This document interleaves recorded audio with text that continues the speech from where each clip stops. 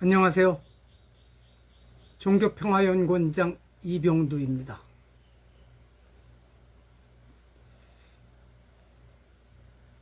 사진으로 보는 불교 이야기를 가지고 124회로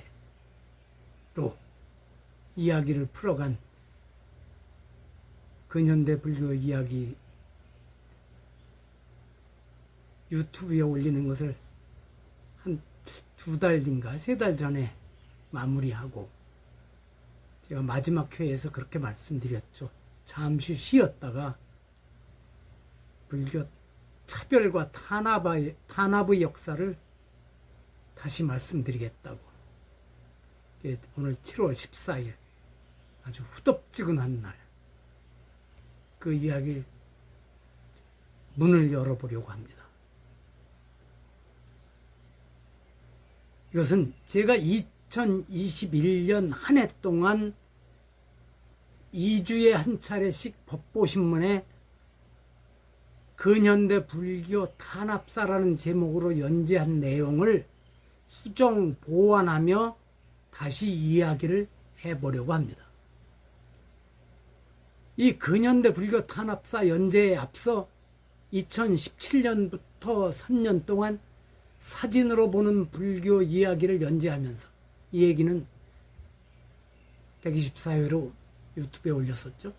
이토록 어려운 시기를 견디고 한국 불교가 이만큼이라도 살아남은 것은 기적이다, 대견하다, 이런 생각을 자주 했던 기억이 새롭습니다. 물론 불교뿐 아니라 거의 모든 종교가 차별과 탄압을 당한 역사를 갖고 있을 것입니다. 불교와 기독교, 이슬람은 그 탄압을 이겨내고 세계 종교로 발전해 갔지만, 크고 작은 탄압에 무너져간 종교는 수를 헤아릴 수 없을 정도로 많습니다. 한국 불교도 온갖 억압을 버텨내고 살아남았습니다.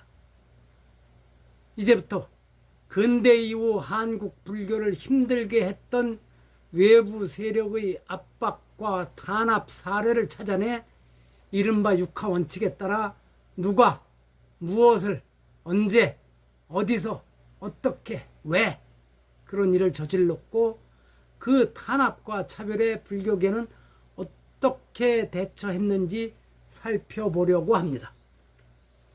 그러면 왜 탄압의 역사를 돌아봐야 할까요? 답은 간단합니다. 더 이상 그런 억울한 일을 겪지 않기 위해서입니다. 탄압의 역사를 통해 자기 콤플렉스를 드러내는 것이 아니라 미래를 위한 성찰의 바탕을 다지기 위해서입니다. 솔직히 근현대 한국 불교는 살아남기만도 힘이 들어서 자신의 역사를 제대로 성찰해 볼 엄두도 내지 못하지 않았습니까? 탄압이라는 낱말을 동아 새 국어사전에서는 어떤 행위나 사회적 활동을 권력이나 무력 따위로 억눌러 꼼짝 못하게 함, 이렇게 풀이합니다. 불교인들에게는 탄압과 비슷한 의미로 다가오는 법난을 같은 동아 새 국어사전에서 찾아보면 불교 교단이나 포교하는 사람이 받는 박해라고 짧게 설명합니다. 그러나 가산불교 대사림에서는